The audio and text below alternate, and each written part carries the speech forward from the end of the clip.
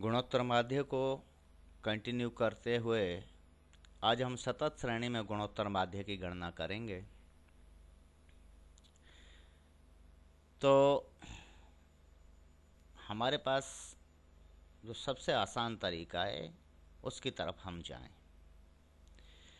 सबसे पहले क्या है, हमारे पास में जो एक सतत श्रेणी दी हुई होती है उस श्रेणी के को जो वर्गांतर है उनके मध्य मूल्य मिड वैल्यूज निकाल लेते हैं। उससे हमारे लिए फिर x जो आ जाएगा और फिर बाकी चीज़ें आसान हो जाएंगी। ठीक है, बाकी कुछ ज़्यादा करना नहीं है, इसमें सूत्र हमें पता है और फिर से उसको लिख लेंगे। एक क्वेश्चन है आपके लिए, एग्जाम्पल के जरिए हम इस बात को अच्छे से स्पष्ट कर पाएंगे। Determine the geometric mean from the following data. निम्नलिखित सूचना से गुणोत्तर माध्य ज्ञात कीजिए, या निम्नलिखित सूचना की सहायता से गुणोत्तर माध्य ज्ञात कीजिए। आपके पास में ये क्वेश्चन है, मतलब हम एक उदाहरण लेकर अपनी बात को समझा रहे हैं। प्राप्तांक या आप मार्क्स जो है अंक लेस देन से कम 10, 20, 30, 40, 50। ठीक है, ये अंक हैं जो से कम हैं। और नंबर ऑफ कैंडिडेट हैं, विद्यार्थियों की संख्या कह दीजिए आप, वो हैं 12, 17, 27, 72, 92 और 100। ये क्वेश्चन है आपके सामने। तो सबसे पहले आप किसी भी श्रेणी को, कोई सी भी जैसे इस तरह की जो सीरीज आती हैं, ख़ासतौर से कंटिन्यूअस सीरीज में आती है ये चीज़ें, लेस देन हो चाहे मोर देन हो, से कम हो या से अधिक हो, उनको साधारण आवर्ती सारणी में बदलिए और साधारण श्रेणी में बदलिए और साधारण आवर्ती में बदलिए, क्योंकि इनमें संचयी आवर्तियाँ होती हैं। तो फिर साधारण श्रेणी में बदल के और साधारण आवर्ती में उसको बदलना होता है। तो अंक हैं जो इनको आपने लिखा, यहाँ लिख लीजिएगा। और 0 से 10, 10 से 20 वर्गांतर, क्योंकि इसमें 10-10 का अंतर है। 20 से 30, 30 से 40, 40 से 50 के जो क्लास बन गई, वर्ग बन गए। अब इनका चाहो तो यहीं कर लेते हैं, बाकी नहीं तो पहले इन्फॉर्मेशन लिख लेते हैं आप। ये लिख लीजिए संचयी आवर्ती, साथ में यहाँ लिख लेना संचयी आवर्ती जो दी हुई है। नंबर ऑफ कैंडिडेट्स 12, 27, 72, 92 और 100।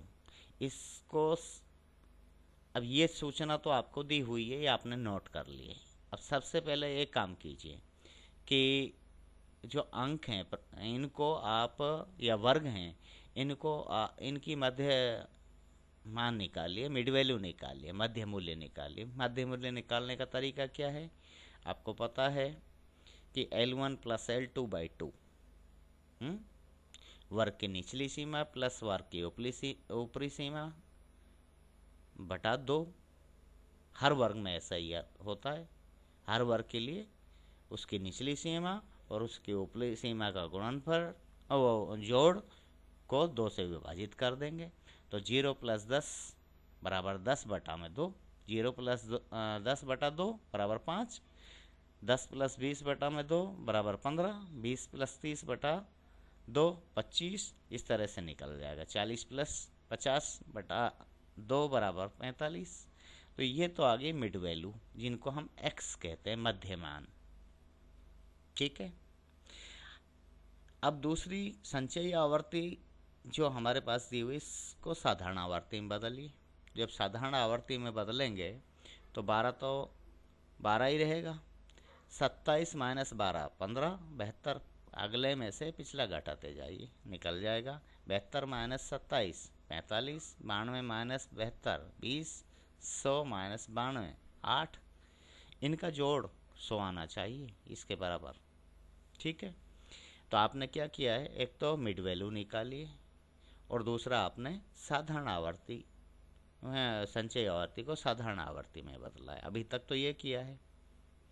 अब आपको लॉग जो ये है मध्यमान निकालें, लॉग एक्स, यानी इनका लॉग लीजिए। जब लॉग लेंगे इनका लॉग एक्स के रूप में, तो यहाँ तो सीधा मान ही ले लिया मैंने।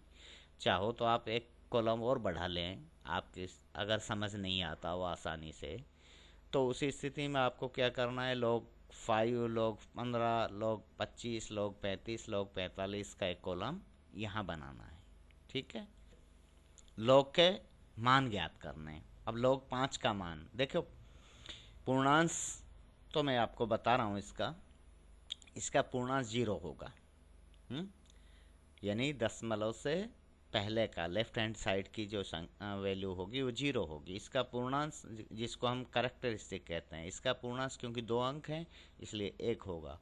इसका पूर्णांश 1, इसका भी 1, इसका भी 1। ठीक है, ये लिखे हुए हैं देखो। इसके बाद दशमलव लगता है, फिर दशमलव। अब इसकी वैल्यू 50 की वैल्यू 0 पर देखोगे तो ये आएगा 6990। ये लॉग टेबल से देखनी पड़ेगी आपको, मैंटिसा या दशमलवांश की गणना आपको लॉग टेबल से करनी पड़ती है, मतलब उसका मूल्य वहाँ से देखना पड़ता है। जैसे आप 15 की वैल्यू 0 पे देखेंगे तो ये 17 जो है 61 आता है। ठीक, इस तरह से निकाल लेंगे। लॉग एक्स आ गया। करना क्या है, अब लॉग के मान आ गए, लॉग के जो वैल्यू आई है, लॉग के जो मान आए हैं उनको आवर्तियों से गुणा कर दीजिए। 12 को इससे कीजिए 0.6990 से, 15 को इससे कीजिए, 45 को इससे कीजिए, 20 को इससे कीजिए, 8 को 1.6532 से मल्टीप्लाई कीजिए। जब आप इनको मल्टीप्लाई करेंगे तो ये क्या हो जाएगा, लॉग एक्स इंटू एफ। ठीक है,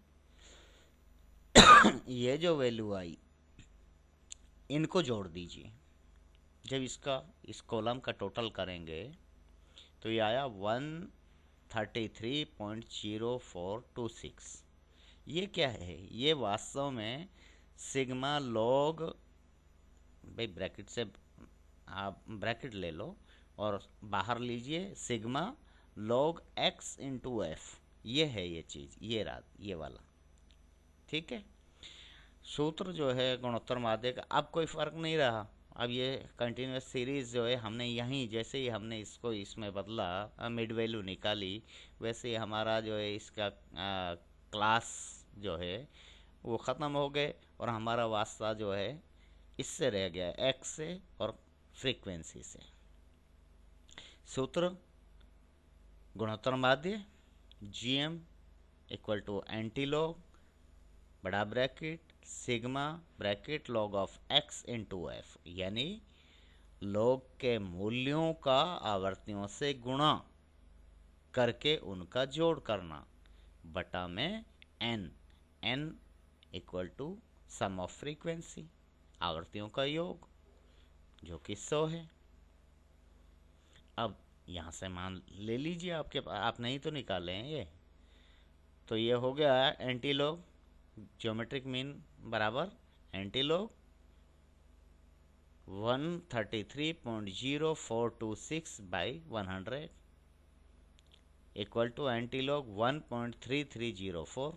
अब एंटीलॉग 1.3304 की जो वैल्यू है वो होती है 21.40, 21.40। ठीक है, तो ये इसका आंसर आ जाएगा। GM geometric mean equal to 21.40। कौन किसका, कंटिन्यूस जो सीरीज है, सतत जो श्रेणी हमारी दी हुई है, सतत श्रेणी के रूप में जो प्रॉब्लम हमारे सामने दी गई थी, उसका गुणोत्तर माध्य जब हमने निकाला तो वो निकल के ये आया है। अब वैसे तो आपके काम आता नहीं है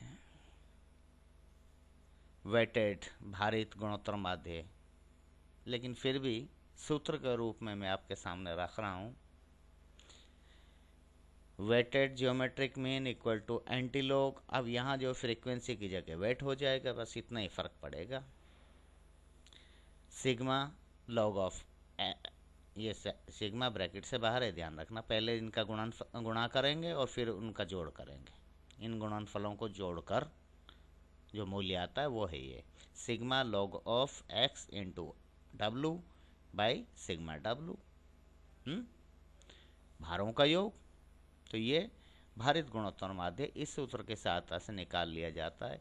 यदि कोई बहुत ही क्वेश्चन, छोटा सा क्वेश्चन आपको दे दे उस स्थिति में, अदरवाइज गुणोत्तर माध्य में वेटेड ज्योमेट्रिक मीन आपके लिए, तो कम से कम आपकी क्लास के लिए नहीं दिए जाते हैं क्वेश्चन इस तरह के। खैर जो भी हो, तो हमने ये डिस्कस कर लिया है।